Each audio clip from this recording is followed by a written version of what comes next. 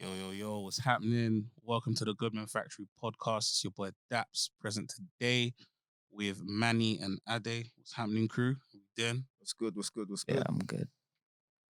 Lit. All right. Not to delay too much, we're going to get straight into it in terms of the topic for today. The overarching topic today is diet and health. What that essentially means for us as individuals in terms of how do we manage our diets, how do we treat our health overall, topics amongst men that probably we wouldn't normally have in terms of things like checkups, so on and so forth. And obviously just to kind of have a general discourse just about our own views on health and diet, what they mean to us, have there been any changes perhaps over age and how different factors come into play.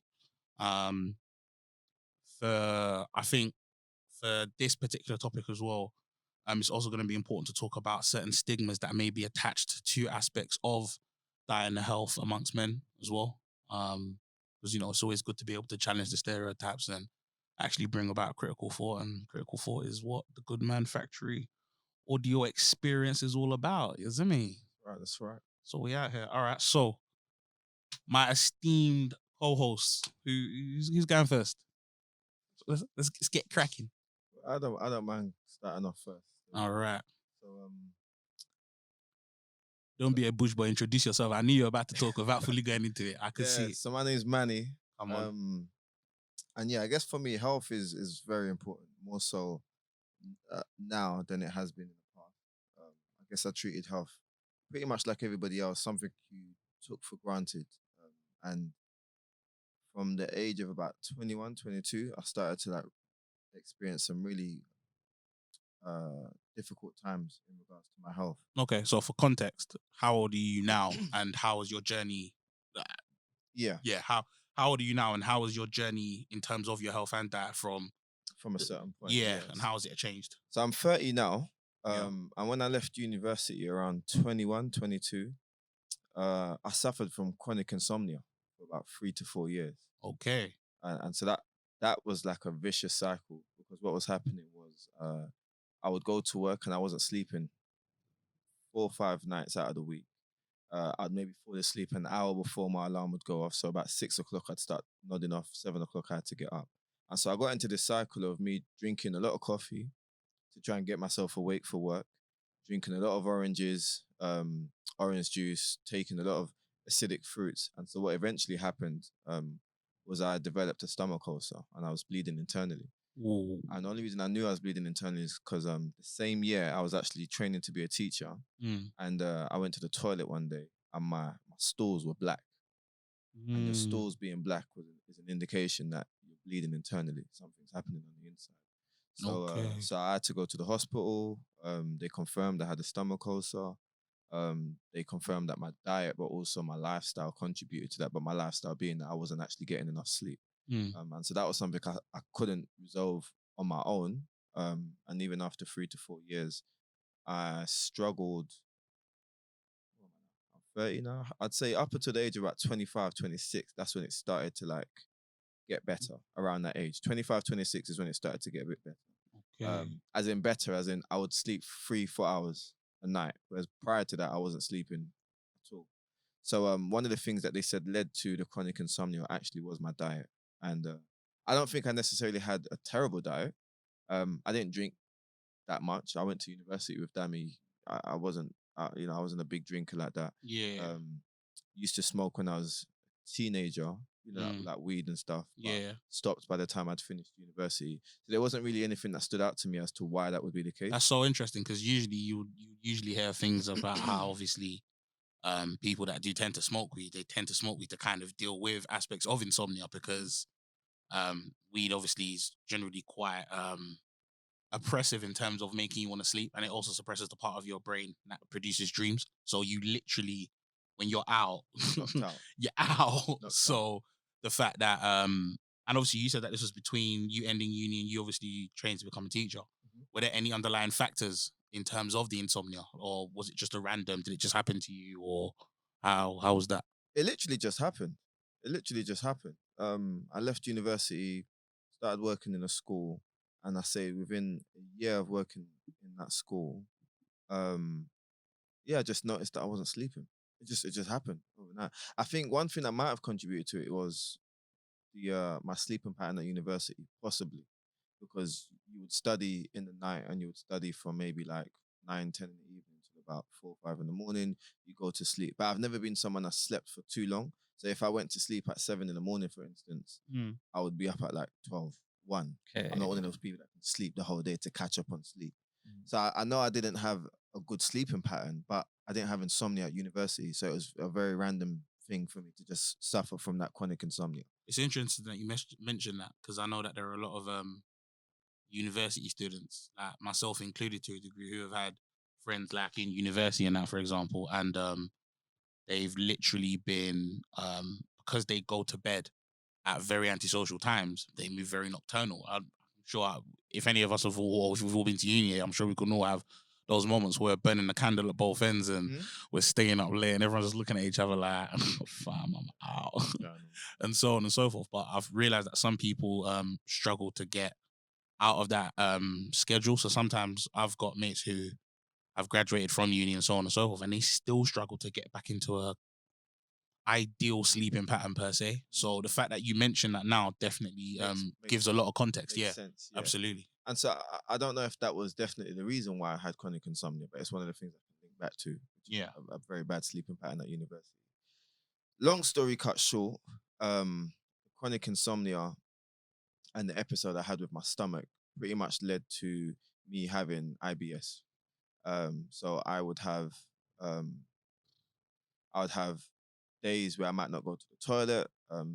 I'd have days where my stomach was just in bits. You know, can't even explain it. I wasn't sick where I needed to throw up, but my stomach was like clearly congested. Like, you know, something was up with me. And that just had another negative effect on my body. And so I think about 3 years ago, I made a conscious effort to change my diet. Despite all the things that the doctors had said they'd put me on different types of medication for both the insomnia and for the IBS. None of it really worked. And if it did work, they would have their side effects. For instance, if I took sleeping tablets, the next day I'd feel like a zombie. It was actually better for me to not sleep than for me to sleep with the sleeping tablets. It was that bad. Yeah. And so the stuff they was giving me for my stomach also had its own side effects.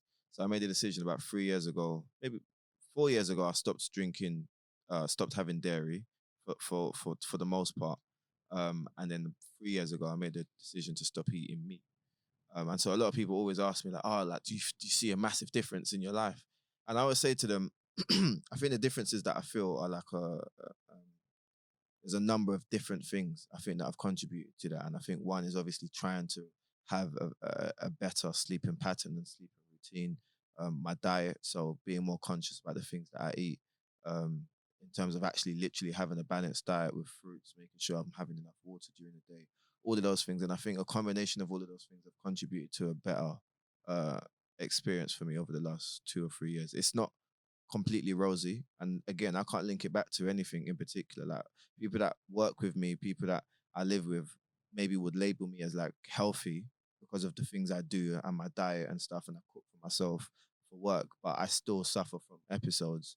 And so it just led me to believe that maybe some people are more sensitive to stuff than others, because I don't think I eat much worse than other people. Yeah. My diet's very, very strict.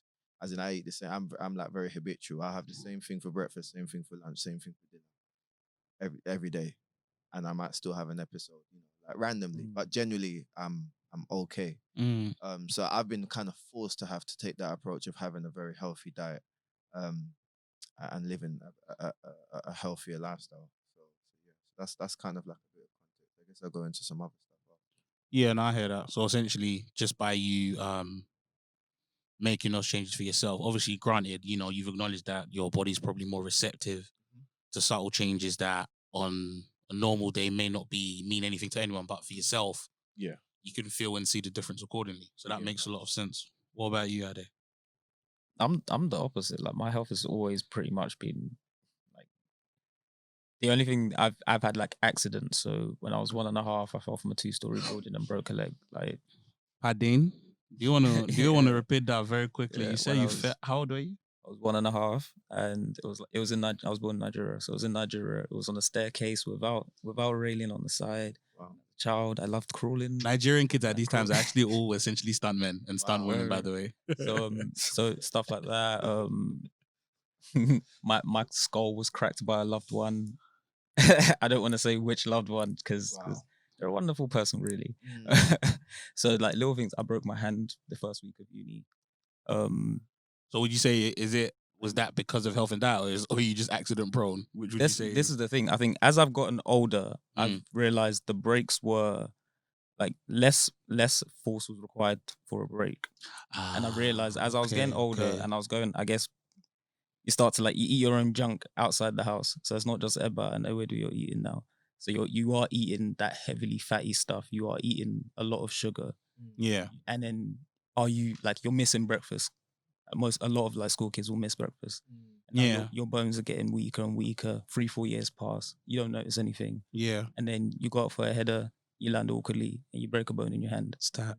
Like, and then it was at uni that I started to look back and realize, like, I really don't I get ill once a year, in the winter, and it's usually like if there's been a mutation in the cold or in the flu, then I'll get ill. If not, I'm fine. Very good. Up until uni. And that's when I started to realize, okay, cool. I can't just buy stuff because it looks nice. It has to also do something that's nice for me as well. But apart from, sorry, apart from that, yeah, no, health wise for me, it's I want to say fine. All of my bad eating habits are a choice, and all of them are all like temporary. The only place that I would say like health wise is like going to the doctor and stuff. I don't do that, and it's something I noticed ever since my health is now like my job, like it's my responsibility. I have I guess a bit of a stuntman approach in the sense it's like, okay, cool, this kind of hurts now, but let's see if it hurts less tomorrow, rather than let's go check this out to see if it's okay. And most of the time, it usually, like I guess I psych myself into thinking I'll be okay, I'll be okay, I'll be okay. So I do less.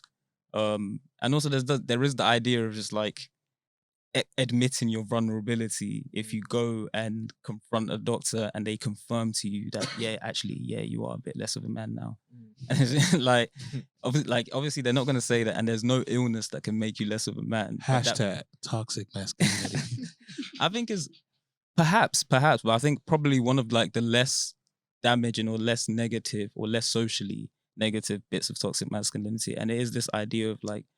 And it does come from that idea of as a man, you're supposed to provide tip-top health, on point, like, tip-top shape. I'm the man. I do everything. I lift everything and all that. Yeah. Like essentially, one thing I love is whenever anyone brings up the whole like gender role stereotype to my sister, one thing she says is like, okay, cool, can you build a house? And it's that's essentially the foundation of the visual of masculinity when it comes to health. Is like you're supposed to at the very least see yourself as something like that. And what happens now when a doctor confirms to you that actually, no, you're not. And it's not an opinion. Here's paperwork to show you that's not you. Yeah. And now you have to find a piece that can fit that gap in your personality now. So I feel like a lot of those things play in people's minds. For me, a lot of that plays in my mind. And it's just like, if I feel like I've hurt myself, I might be wrong. But if the doctor tells me I've hurt myself, he's probably right. Something you said actually resonates with me a lot. When I was having major difficulties with my health, I went through a period of time where I was always going to the doctor because I needed some kind of prescription. I needed some kind of diagnosis. And they, more often than not, despite all the blood tests, they couldn't give me a diagnosis. They didn't know what it was. And then you said something about you had to then take, your health into your own hands, basically, and say, I'm the boss of my own health. And when I started doing that, I saw more of a upturn in my health than when I was relying on the doctors. And that's not to say that they don't have their place, but now I very rarely go to the doctors because I've got an understanding that if I've got a cold, which I never really have anymore, I know that there are things that I need to be having or taking to help me, relieve that issue. Just ties into accountability, really, for yourself. Exactly. And so now more than ever, I take more of a preventative approach. So every day I'm doing something that's going to be building my immune system rather than waiting till I get sick to then go to the doctor to then ask for some Lemsip and some more medication where you're putting some more stuff into your body that eventually needs to come out somewhere. So I really that really resonates with me about the taking kind of control over your health, because I found that that's something that I I think it's a responsibility that we don't necessarily look at. Like we don't think of it as an important thing to do, but it certainly 100% is. And I'm always trying to remind my wife and like people around me, like before you even get to the point where you think that you're sick, what have you done to try and make sure that you're living a healthy lifestyle, like you're maintaining a healthy lifestyle by the things that you're doing on a daily basis. So yes, I was just gonna say that really resonates. No, I hear that. I was gonna ask you, Ale, in terms of like Manny did, in terms of when you were younger as opposed to your age now, how has diet or health had an effect on yourself? Is it this laugh that you're laughing right now? Okay, so obviously, like you're probably never gonna meet my mum, but if you ever did, she'll tell you feeding me was probably one of the hardest things she's ever had to do. Or mad picky. That, and also just growing up, I was a smart child, so I'll just figure out ways to not have to eat what I didn't want to eat. Like there's if she ever hears this is the first time she's ever gonna know. But the back of our house there's a fence, and then on the other side is like horses stables. So I would like figure out how to hide food in the house, and then at the moment she's in a different room, put it in a bag, chuck it over the fence. If I didn't want to eat it, I'm not gonna eat it. That is very wild, but I respect the dedication on that flex of no way, I ain't eating that. That's children, though. But yeah, facts. I'm sorry, but for me, what it was like, I was just very picky. And I had associations with vegetables essentially. Like I got in trouble for not eating vegetables, so now in my mind, vegetables equals trouble. I don't want them now, even more. Wow, like really? it had the opposite effect for me. So you don't have no vegetables? Now I do. Okay. But like when I was a child, that was my attitude. Back in the day, veggies were his ops for real. As in, like, to the point where if I had fried rice, a lot of them were fine. Like carrots were fine, but peas, I'll pick out every single pea. I'm not eating a single one. Really? Any bit of rice that's like got some pea smushed on it, I'm gonna pick it out. I don't want to taste pea. Oh, so like that's how when I picky, was young. Yeah, you were picky. Yeah, like picky, some people will be like, gonna see them like certain type of yeah, I mean, I don't like this one. Like, moi. Yeah, exactly. Like For me, amala. yeah, exactly. Like, for Like- me, for example, I hate liver. Oh my gosh, I can't. Really? My mom used to try for years. Sorry, I'm saying it in my language, innit? I'm like, liver. No way. Liver, kidney, Yeah, it's a certain. yeah, certain that's parts. it. That's ops. You can't put it on my plate. It's done. Yeah. It's done. It's But done. the whole mushy rice and Yeah, beef that's thing, mad. Very specific. Yeah, that's very specific. And like the fact that you literally said, I will go through every single man's doing an audit of his meal. Just come up peas, you know. The only equivalent I have to that is raisins. In my cereal, like fruit and fiber, I used to do this mad thing at home. Oh, my mum would kill me because I was wasting it. It was actually her cereal. I'd put the fruit and fiber in the bowl, and I'd spend 10 minutes picking out every single raisin. And then I would add my milk, and there'd just be a pile of raisins to the side. I'd even be stupid enough to forget that I've left the raisins on the side. Then you will definitely get Then I'm pammed. Yeah, definitely word. getting caught, You got to chuck them over the fence in the Yeah, garden. Yeah, give it out to the birds and on the way to school. Just Yeah, man. But a no, quick one. But yeah, so like when I was younger, I really didn't like certain things. Yeah. But growing up, even up until recently, that's when I've really tried new things. But growing up, I slowly expanded like my palate, and I actually noticed when my palate changed. Like there were things that I didn't like in year 8 that by the beginning of year 10 were great, like mushrooms on pizza. Oh, still can't do much. I didn't. Still can't do Like yeah, You put I don't put it. The person that makes it puts it, and then they bring the pizza. and you two, you be consuming it with pride. Yeah. It's better than no fruit and veg. I And don't things believe like what my fellow But- Goodmen are saying right now, but well, yeah. So like my palate started to expand a little bit, Yeah. and that improved my health. But the thing that improved my health a lot is playing football, and playing football a lot more. Like it got to a point where we're really taking it seriously. So you really had to watch what you were eating, make sure you were getting that like 3,500 calories plus, depending on where you're. Like you really had to know. And then what we you're started, doing, yeah. yeah, and then we started doing the gym. And then because the way my life was, my mum put us in a lot of things. So I was doing karate after school, swimming after school, football outside school and in school. And all of that stuff, there was just no way I was going to do it without a good diet. And I was lucky that the places I was in, people were already guiding you in diet and stuff like that already. Yeah. But I guess that's what made it easier for me to not take it into my hands up until uni, because other people were, first it's my parents, now it's the sporting stuff that I'm doing. And it's not really me eating healthy. It's just because I do these things that everyone else has just made my life mean I'm eating healthy. And then it was, that was, I don't know, it's never really been complicated. Apart from that, it really was uni, where there were a few times where I would just realize, I haven't eaten. And it's 7 in the afternoon. But what am I going to eat though? I'm going to go to a chicken chip shop.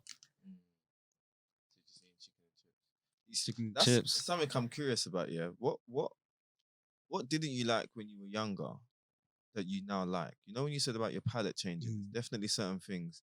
There's things that I eat now, not because I like it, but because I've got an understanding that this needs to be in my body for a particular purpose. Like this is going to give me the vitamin D. So mushrooms, for instance, I will eat mushrooms, but with the most sour face on me, because I'm only doing it because I know that it's probably the only source of vitamin D. Like that kind of thinking.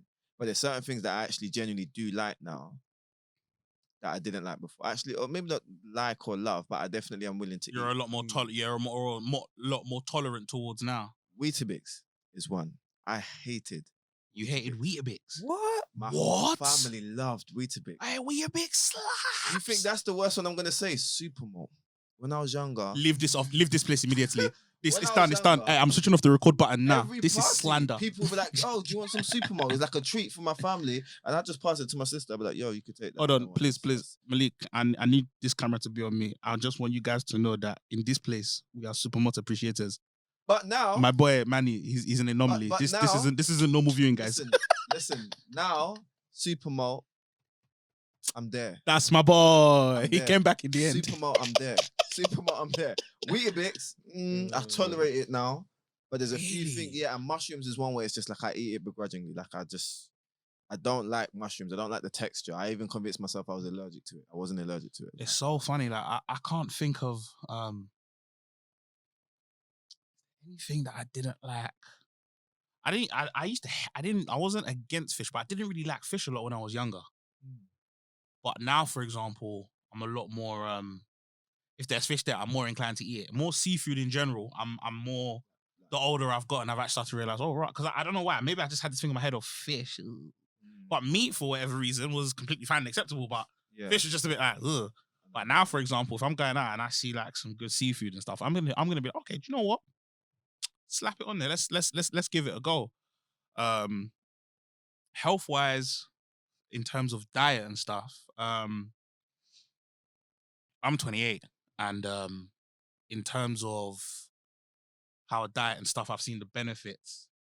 I've been a fairly big guy from when I was young. Obviously, Goodman Malik can attest to that. I've been a big belly rude boy for for as long as I can remember, to be honest. But I would definitely say in my 20s, I definitely had my bits and bobs where I'd start and stop a bit and start and stop a bit. But I'll probably say in the last maybe 4 years, I'd become a lot more serious in terms of things like training. I admittedly, I definitely fell off within the past year and a bit. But prior to that, in terms of training, I was actually for the most part getting trained by yours truly, Goodman Malik, bruv. You know, Broly training. Personal trainer, Goodman Malik. Broly training. You listen. There were definitely times when I first got back into proper training, right, in terms of diet and stuff. Malik always used to talk about, there's certain things you have to try and get into, and I was looking at him like, what's all this one, man? I beg, let's go to Tasty and get the ayamashi and rice, you know, and stuff and so on and so forth. But he definitely kind of held me accountable in terms of what I'm consuming. Am I drinking enough water? Am I doing this? Am I doing that? And obviously with training as well, that definitely helped. I think there was a point whereby I was about 18 and a half stone, give or take. And I dropped down to like 15. So I went from like 112, 113 to like 95 in the space of like 4 months, which was through, crazy calorie deficit, consistent training with a sprinkle of heartbreak. So, for that little heartbreak diet. But I definitely saw the results. I remember that to the point where I used to do certain types of training and stuff, and I would see other people in the gym doing it, and I'd be thinking, oh no way, I could never do that. A very simple one actually, pull-ups. For as long as I could remember, actually prior to me actually training again with Goodman Malik, a big part of I was always used to be afraid because I used to see I'd always seen really smaller guys doing pull-ups. And I'm thinking, oh man, I'm a bit too big for that. But I hadn't actually taken into consideration actually how much weight I'd lost, but also how much strength I'd gained. So then I just thought, oh, you know what? Let me just give it a go. And I'm doing it. And I'm like, oh, hang on. That's 4. Hey, it's not 10. 5. Hey, our boys were strong. And I loved it. I loved having that active change, and obviously having, your close people be like, oh, raw, Daps, you've lost mad weight. Oh, go on, what's happening? And I'm just at that point where I'm just trying to be. So now I'm trying to actively get back to that, because obviously work gets in the way and life gets in the way and so on and so forth. But I feel like in terms of the benefits of dieting and health in the right way, uber essential. I've seen the benefits, I've seen the pros and cons of what your diet and the proportional effect it has on your health. Yeah. For example. So even now, I got back into training literally in the past 2 weeks. Overall, I would definitely say my boy. Funnily enough, I did some training with one of my mates from secondary school. And he just happened to be in the gym that I'm at, and he got me doing a full body workout, and this was on Friday. I can see to all the listeners that my lower back is still in bits. I'm feeling it. That's like me in football, man. Yeah, absolutely, age is catching up with me. Oh yeah, no, absolutely. That's why I feel like I'm at the point of in terms of myself and my own health and diet journey. Well, beyond diet, obviously, more for the most part, weight gain or weight loss is primarily based on your diet. So I know that I need to get back into an active calorie deficit. But I'm a bit lazy, and I am actually rice. But these are the sacrifices. But these are the sacrifices that I know that I'm gonna have to make. And it goes back into that whole thing of being accountable. We're not kids, and if we don't take that charge, if we don't take charge and control of what we eat and how it gets into our bodies and the effects, positive or otherwise, it may have on us, when are we gonna do it? Which therefore leads me on to my next topic under it. Wait, before we move on, yes, talking about workouts, it brings something back to my memory, and it makes me feel so happy. I just realized I used to suffer from body dysmorphia, and when he was talking about the workout, that's when I realized, oh, I haven't thought about that in a long time. As in how your body looks. As in, so I had this thing where I couldn't see, even I guess kind of till now. But what's happened is I've accepted that what I see just isn't necessarily the truth, and that's okay. And it doesn't need to be, as long as I can do fitness tests to see if I'm healthy. If I'm healthy, okay, cool. I don't need to worry too much about what I'm seeing. Yeah. But for me, it was a thing of I couldn't see weight change. So I would go into the gym and step on a scale, and it would say I've gained weight, but I would look in the mirror and see no difference. So you are trying to gain weight. Yeah, or I would try and lose weight just to see a difference, and the scale again will say I've lost weight. And when I'm playing football, I will feel lighter. When I look in the mirror, I don't I see it was crazy. So is that what body dysmorphia is? It's essentially a state whereby you are consistently of a state of unhappiness over your physical appearance. I think to a degree I've kind of had that as well. I think it's a bit more. It's a bit more than that. It's more. I thought that was the baseline kind of. Yeah, it's that, but it's that being caused by what you perceive your body to be being different to what your body actually is. So there's some people who, when they look in the mirror, they see themselves as being more overweight or being overweight when they're not. They're not even overweight. Yeah, and then it can drive things like bulimia, where people are but it's that anorexic, for instance. Or you can see yourself looking anorexic, but you're absolutely fine, and then it motivates you to overeat. and then that becomes the active part of the illness. I think I've had that. Yeah, I've had that to a degree.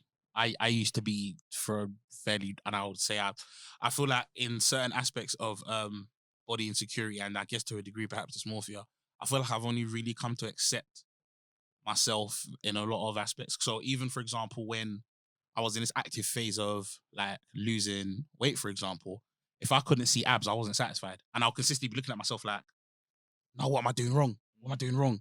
And this is a point whereby I'm slimming down. I'm probably looking the best I am. And these times, obviously, I was working, because of my job, I had to wear suits and all. So I'm fitting into more slim suits and I'm actively looking good. And I'm still looking in the mirror like, oh, what's this, man? Still. And I feel like I've also had to come to that conclusion that, which is something that there's this internal battle, which I feel like I've had for kind of from when I was young, even going up into my 20s, of I never actually thought I was physically on point, even though there were plenty of times and plenty of different situations that which would imply that, oh yeah, I definitely was. But I think now I've just hit that point of, I feel like I kind of hit the switch of I don't care anymore. I hit my I think I definitely hit my I don't care switch when I hit. What it is. Yeah, it is what it is. What. Yep. Definitely hit that in my last few years. Now it is what it is. Yeah. It's funny that you guys say that because I never really thought about it like that. And I think I had that to a degree. Don't know if I had the full thing, but I had that to a degree. I've always been naturally slim. And when I got into my early 20s, like during gym times, everybody's banging gyms. So you want to get into the gym. So that's when I properly started getting into the gym. And in my early 20s, I was never satisfied with myself. And so like I could bang gym for a while, but because I'm naturally slim, I'd have more of an athletic look, but I wanted to look as big as maybe some of my boys who haven't trained for weeks, and then they'd go into the gym after 2 weeks and they were looking blonks. And I realized it was a problem when all it took was for like my wife, like my girlfriend, she was my girlfriend at the time, would say something like, "Oh, your legs are looking a bit skinny today," and I'd be set you off. Listen, that night I'd be in the gym.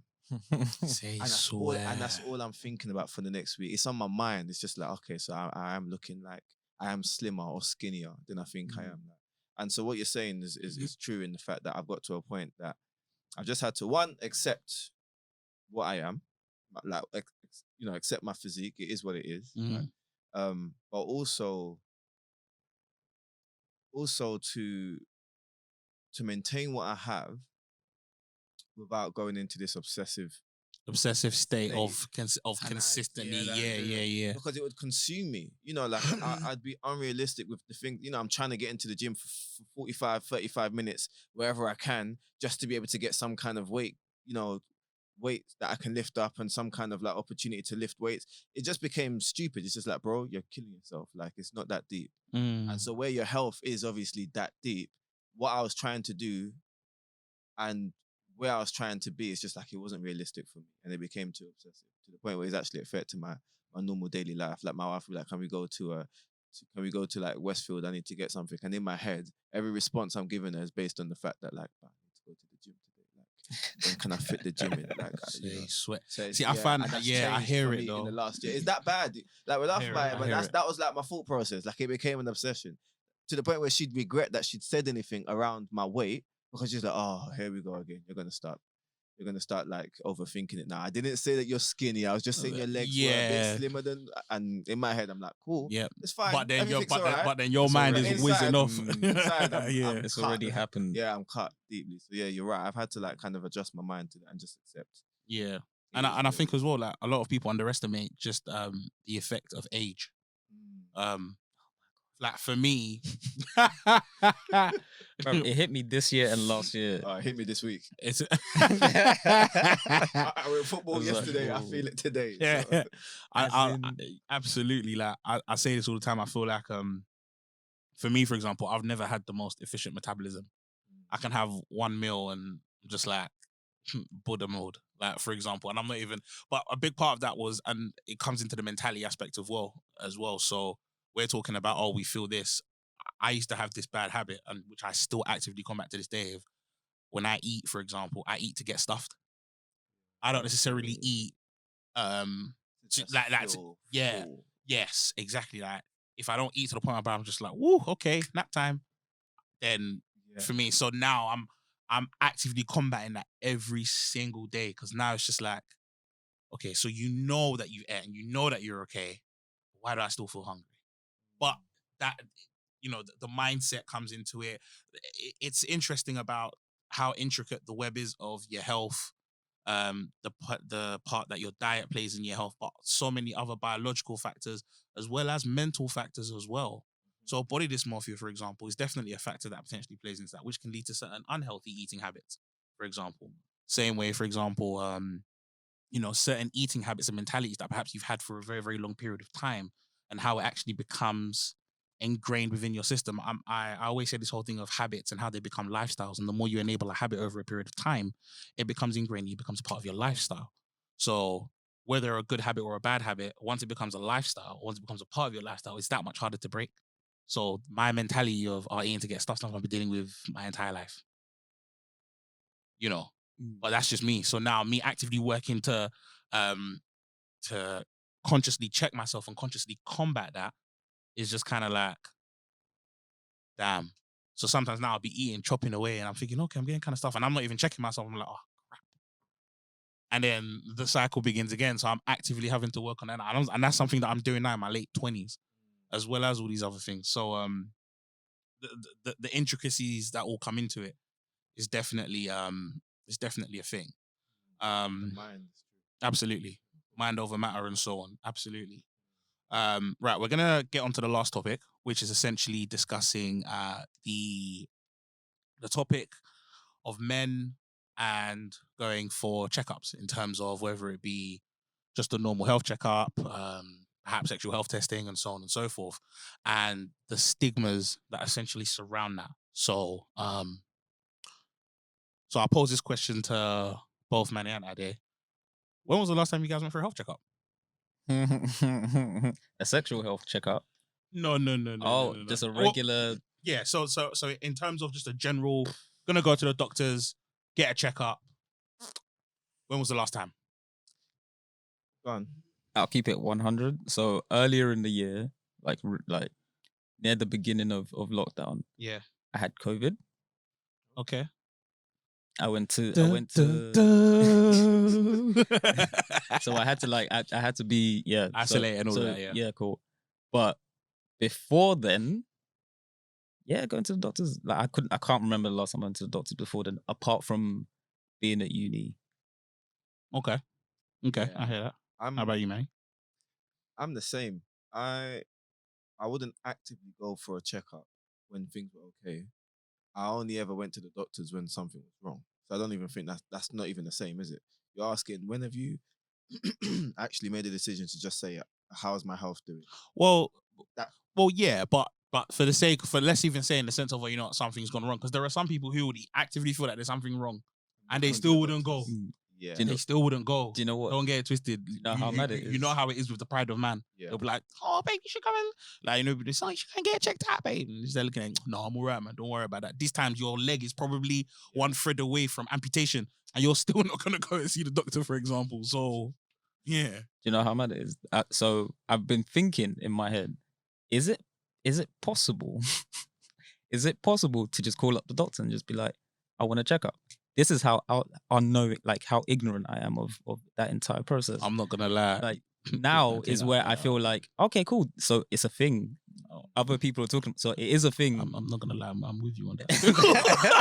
Because I've been thinking, because the idea comes in and out of my head. Yeah. But I've literally sat down and thought, like, is that a thing I can actually just call up to do at this age? Am I too young? And then just drop it and get on with the day. I'm aware of it. I know it's something that you can do and should do. I've got people around me that often say you should just go and get a checkup. Don't wait for the NHS to do it either. Go to Bupa or whoever it is, like a private health provider. Yeah. Go and do a checkup. Whether I've done it or not is a whole nother matter. But the fact that it's manifest, it's in the air somewhere. It's in my head, so it's coming up. And yeah. Goodman was talking about colon cancer and how it's something that we're expected to do a test for. Is it at the age of 30? At the age of 30. Yeah, I think it's optional. I think you said it's optional to start to do at 30, but mandatory at 50, I think. Something like that? Yeah. So I think I'm at a point now where there's stuff like that. When I hear stuff like that now, I think I'm being more responsible in at least thinking about it. Yeah. In at least thinking about it. And I think I had a daughter. My daughter was born in July. Okay. And so like a lot Congratulations. Thank you. So, and she was born 3 days after my 30th birthday as well. Jeez. Yeah, so proper blessing this year. And Your so missus is going to be fuming when it comes to presents. Listen, oh my gosh. You know, same weekend as well. Oh, madam, sorry in advance, yeah? So I think for me, now that she's born, I do think about those things quite a lot. Like, you know, what am I doing to make sure that my health is at its like peak? And what am I doing to ensure that I am, I'm not going to surprise everybody in 10 years' time by saying I've got this when actually someone's told me that there's a certain test you could do. And then you don't do it. Didn't do it. Yeah. So I think for me, it's just having people around me that have advised me, but then also having quite a life-changing experience with my daughter being born. It's made me a bit more responsible with myself. Like, there are people literally depending on you. Yeah. Now's not the time to be saying you don't want to go to the doctors when you're feeling something in your chest, And so I have that within me where like I will feel something and I'll be like, let me give it a couple of days because listen, work, I'm busy and I haven't got the time to be leaving work and I've got a call at 8 o'clock and at 8 o'clock I give all these reasons and excuses and I've got one or two mates that tell me, it's like, listen, God forbid something happens to you at work, they will replace you. So if there's something wrong with you, go and get yourself checked out. You got to take that afternoon off or take that morning off to go and do that. So again, I haven't done that yet, but I am thinking more in that line. So, yeah. Okay. And how about you, Ade? I'm gonna go ahead and be the immature one and say it's definitely something. But I'm a few years younger than you guys, so I think that plays into it as well. Only 2 years, bro. What do you mean only 2 years? I'm 30, 20 years. You'll be there soon. Don't worry. No, I'm 26. just to provide context, Manny and Addy have been throwing each other shots since before the pod actually started. So there is context here. Do you know what I'm saying? So, but look, to everyone who has listened in, much appreciated. Thank you for listening to the Goodman Factory Pod.